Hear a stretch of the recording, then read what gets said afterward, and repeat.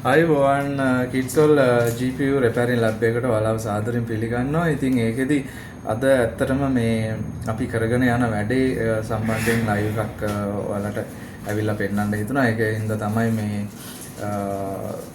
දැන්ට අපි මේ කරගෙන යන වැඩේ ඔයාලත් එක්ක ෂෙයා කරගන්න මේ ලයිව් එක ඇවිල්ලා ඉන්නේ. ඉතින් ඒකත් එක්ක graphics card එක අපි ඔයාලට අඳිනවා. මේක gigabyte GTX 1660 super graphics card එකක් 6GB capacity එකක් එන. ඉතින් PCB එක මේ විදිහට ඔයාලට බලා ගන්න පුළුවන් back side එක මේ විදිහට. ඉතින් මේ graphics card එක අපිට ඇවිල්ලා තියෙන්නේ thermal pad paste මාරු කරන්න. ඉතින් condition හොඳට තියෙනවා. customer බොහෝ විට මේක අපිට කිව්ව විදිහට කස්ටමර් ගෙදර ඕපන් කරලා සර්විස් කරගෙන තියෙනවා කාඩ් එක. ඉතින් ඒකෙදි thermal pad paste එයා ගාව නැති නිසා අපි ගාවට ඇවිල්ලා තියෙනවා මේ ටික මාරු කරගන්න. ඉතින් ඒකෙදි මේක ඇත්තටම හොඳ වැඩක්. මොකද මේ කාලයක් යනකොට graphics card එක thermal pad paste නරක් වෙනවා. එතකොට ඒකත් එක්ක cooler එකේ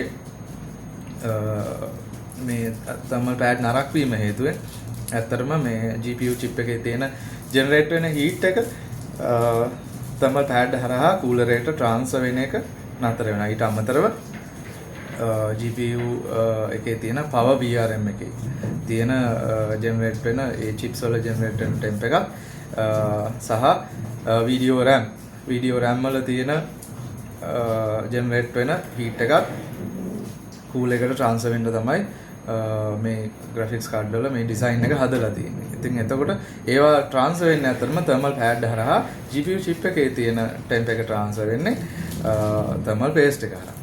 ඉතින් thermal paste එකක් පරිවාරක මාධ්‍යයක් විදිහට දාලා තියෙන්නේ.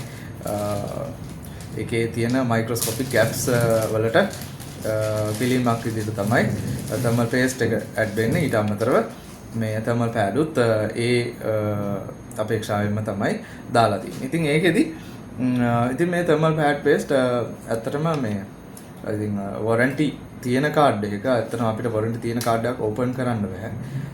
warranty period එක ඉවර වෙනකන්. ඉතින් ඒකෙදි අවුරුදු 3ක් තිස්සේ අපි තියෙන thermal paste එක සහ pad ටිකම තමයි අවුරුදු 3ක් විතර factory එකෙන් ආපු original pad paste තමයි පාවිච්චි කරන්නේ. ඊට පස්සේ warranty එක ඉවරනාට පස්සේ අනිවාර්යයෙන්ම සර්විස් එකක් කරලා මේ pad paste අපි මාරු කරගන්න ඕනේ. මොකද අවුරුදු එකමාරක් දෙකක් වගේ තමයි මේ pad paste වල ආයු කාලය තියෙන්නේ. ඊට පස්සේ මේවා dry වෙලා යනවා. මේකේ තියෙන oil එක ඔක්කොම temp එක transfer වෙනවත් එක්ක ඒක drain වෙලා ගිහිල්ලා thermal pad ටික dry වෙලා thermal paste එක dry වෙලා යනවා.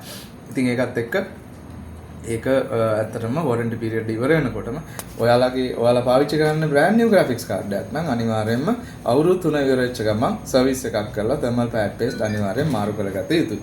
ඉතින් ඒකෙදි මේ කටයුත්ත වෙලපහම ඔයාලට කරගන්න බැරි වුණොත් ඔයාලගේ GPU එකේ life එක ඉක්මනින් ඉවර වෙලා යනවා. මොකද මේ graphics card එකේ PCB එකේ තියෙන මේ component වල GPU chip එකේ VRAM වල සහ VRM කියන්නේ power module වල තියෙන temp එක cooler එකට transfer වෙන්නේ නැතුව ගිහිල්ලා කාලයක් තිස්සේ එහෙම වුණාට පස්සේ GPU එකේ life එක end වෙන්න පුළුවන්. ඊට පස්සේ power module වල තියෙන chips වල life එක end වෙන්න පුළුවන්. VRAM වල life එක end වෙන්න පුළුවන්. එතකොට card එක වැඩ කරන්නේ නැතුව යනවා කාලෙකදී. ඉතින් උපරිම අවුරුදු 5ක් යද්දි card එක dead වෙලා යන්න පුළුවන්.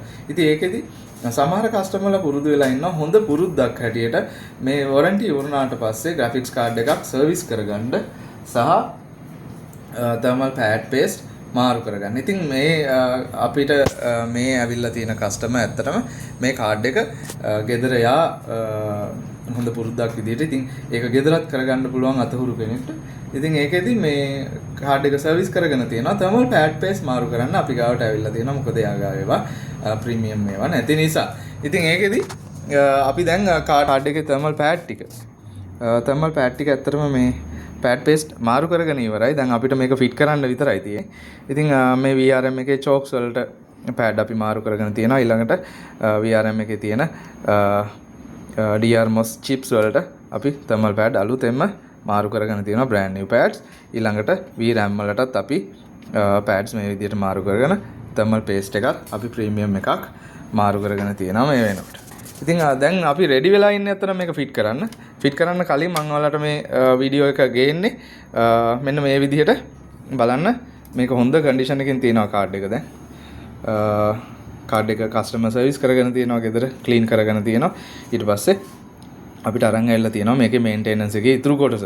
ඉතින් මේක හොඳ පුරුද්දක් මෙහෙම කරන එක. එතකොට ඔයාලගේ ග්‍රැෆික්ස් කාඩ් එකත් කාලයක් ඔයාලට රන් කරගන්න පුළුවන් දෝෂ නැතුව ඉතින්. ඉතින් මේක හොඳ වැඩක් කරන. ඉතින් ඒකෙදි අපි ඇත්තටම මේ වගේ දේවල් අගේ. ඉතින් ඒකෙදි අපි වැඩ කටයුතු ඉවර කරගන්න යන්නේ. ඊට පස්සේ අපි බලාපොරොත්තු වෙනවා මේකේ ටෙම්පරේචර් මොනිටරින් එකක් කරන්න. එහෙම කරලා මේකේ කොහොමද තත්ත්වය කියලා බලලා අපි එහෙම වුණොත් ඊළඟට වීඩියෝ එකක් ඔයාලට දාන්නම් අපි ගෲප් එකට. ඒකත් එක්ක බොහොම ස්තුතියි. මේක බලන් හිටියට. ඉතින් ඒකත් එක්ක මේ වගේ වැඩ අනිවාර්යයෙන්ම කරගන්න ඔයාලා ග්‍රැෆික්ස් කාඩ් එකක් යූස් කරනවා නම් අනිවාර්යෙන් සර්විස් එකක් thermal pad paste මාරු කරන වැඩේ අනිවාර්යයෙන් මාස 6කින් කරගන්න. ඒක ඔයාලගේ ග්‍රැෆික්ස් කාඩ් එකට හොඳයි. ඒක ඔයාලට අතේ හුරුව තියෙනවා නම් ඔයාලට ගෙදර කරගන්නත් පුළුවන් කිසි ප්‍රශ්නයක් නැතුව. නැත්නම් අපි වගේ ආයතනයකට ඇවිල්ලා කරගෙන යන්නත් පුළුවන්. ඉතින් GPU එකට ඔයාලා ආදරේ නම් ඔයාලගේ GPU එක ඔයාලට කාලාන්තරයක් හොඳට පවත්වාගෙන යන්න ඕන නම් සර්විස් කරගන්න වෙලාවට මේන්ටෙනන්ස් එක කරගන්න. එහෙනම් හැමෝටම ජය වේවා.